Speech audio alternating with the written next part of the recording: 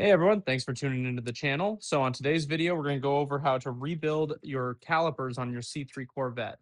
Now, this does apply to any Corvette from 1965 up to 1982. This one is a 1979. And I'm only showing in this video rebuilding the front calipers. I didn't actually rebuild the rear ones. They were so far gone that we ended up just buying replacements. But the exact same principle applies. It's just a little bit smaller on the bore size. So some of the sockets and things that you use if you're rebuilding the rears might just be a little bit different than the fronts. But like I said, the same exact principle applies. Now, there is a full video if you want to check it out of getting this car back on the road that entails a little bit more than just rebuilding the calipers. It goes through a bunch of other things with the brakes and just getting it running and then getting it back on the road. I'll put a link to that down in the description for this one if you're interested. But we're going to cut right to the chase, get into how to rebuild these fronts. There will be a tool list as well as some torque specs throughout. Hopefully, it gets you back on the road and in good shape. So, thanks for watching. Like, subscribe. You can also find us on Instagram at burlybuilds. And yeah, have a great day. Enjoy the video.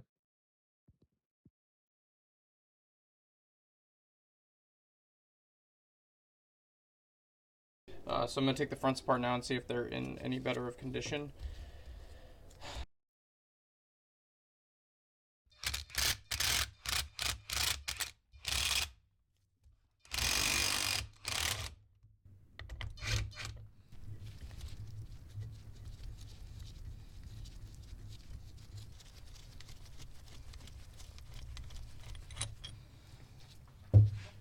Rears, that's hopefully a good sign. I really hope these look okay on the inside. I think at one point the front calipers were replaced in this car. Just gonna remove the O-rings right now while I'm here.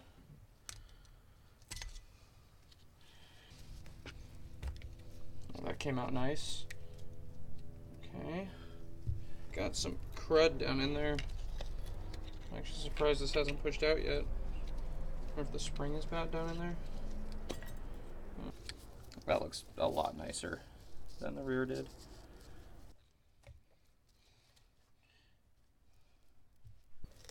Like I said, I think these are going to be salvageable. And you can see down in there, it's just way nicer. We will take that all day. The front ones are definitely going to be rebuildable, which is nice.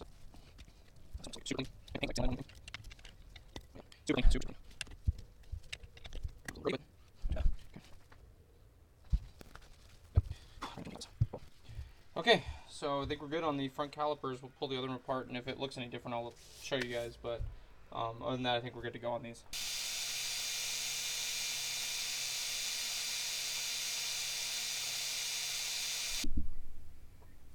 We ended up being able to hone and salvage these cylinder walls. So this two sides of the caliper should go together okay and seal up.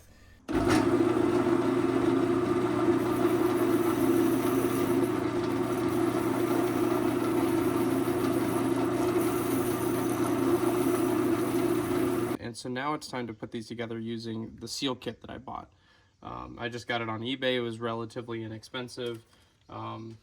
I've seen these in a couple videos. Some other people tend to use them. They seem to work out fine. You're also going to need something to hammer in these seals at the very, after you've dropped the piston in. I found this is a 3/4 inch drive socket, but it's 1 7/16 inches. Again, this is for the front. The rears would take a different size because they are smaller. So that's for hammering in this seal right here. And this fits nice and snug all around that. So the first step is to get these, I think they're called umbrella seals, and the reason they're called umbrella seals is you've got a wider portion at the top and a narrower portion at the bottom.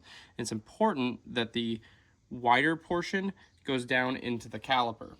So, looking at this piston, the part that goes down into the caliper is this side because the spring has to index on that. So that means that the wider portion has to be oriented like this. So you can see that wider portion there has to be like that relative to the piston here. And we're going to use just some .3 brake fluid. The packaging for these seals says not to use .5. I don't think I would ever use .5 in this car regardless. But so I'm going to lubricate this seal to help me get it around and onto this piston properly. I've just got a little bit in this cup right here, so it's easy for me to dip my finger in and lubricate. So we're going to try to get that around and on. And yeah, that was fairly straightforward. It seems to have gone on pretty evenly all the way around. That's what it should look like once you've got it on there. And then the cool thing is the kit that I ordered for doing these seals came with the tool for installing it, so that the wiper, because again it's pointed down, if you just try to stuff it in there, it could fold that up. Obviously make sure you've got your spring in there already, and remember that spring indexes into this hole. I'm going to pre-lube the seal here just to make sure it's nice, goes in nice and easy. And then again, we're going to use this tool, and this tool has a chamfer on one end. So what you want to do is set the piston down or whatever orientation you want to go, and you want to push this down onto it like this to begin. Because if you try to push it from the other direction, you might fold that seal back inside of here. So what this does is this little chamfer is going to allow it to center up nice and easily on the cylinder for the caliper. And then you should be able to just nice and easily push this down and in. And if it starts binding up like I'm having here, probably means you're doing it wrong. Nice and easy, just like that. And so now have the piston in there, sitting in there nice and easy. We could tell that didn't fold up because it went in nice and smooth. So the next piece is getting this seal at the very top on there. And it's usually easier to hammer it in first and then try to work this seal in and around the piston. All right, try to line that up as best we can, get our socket that we went and sized up before on here, and give that a smack.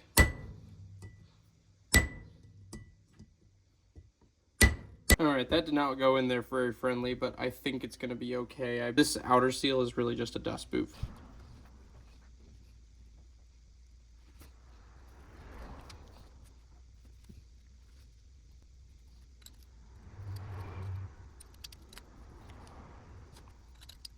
I didn't show it in the last clip, but when you're putting the seal, the outer dust seal in, ensure the conical part is facing up, and it should be pretty obvious. You can probably see it somewhere in the fast forward section here of just working that seal on the lip of the piston, but it should go on there just fine.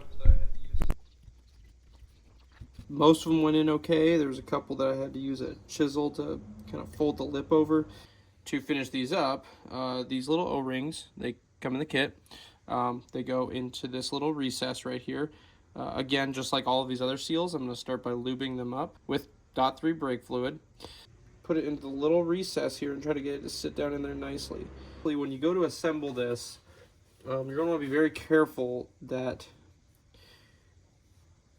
you don't get these folded or out of place or anything like that. So I've got the receiving end of the caliper, so the threaded end down here. So all we have to do is rotate this up and over and then start the bolts.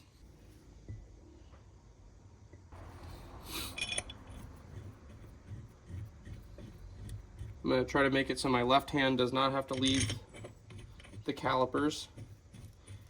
I can just keep a slight downward pressure to make sure those O-rings don't get funky down in there. Next step is to torque the two big bolts on here. You want 130 foot-pounds, at least according to the internet, that's what it says. I found that putting a vise on these two, this section and this section over here, works really, really well. Obviously, I've painted these, so I'm going to try to protect them as best I can. I've just got an old t-shirt in here.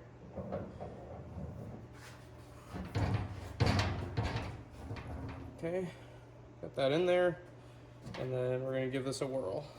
130 foot-pounds, and this is a 13/16 socket.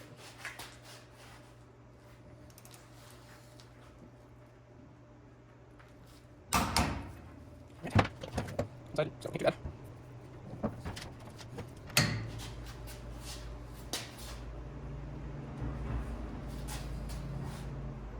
Alright. And then repeat for the other caliper. And the final step in this caliper rebuild is installing the bleeder screw. This takes at least this size is a 5/16. And the calipers are done and rebuilt.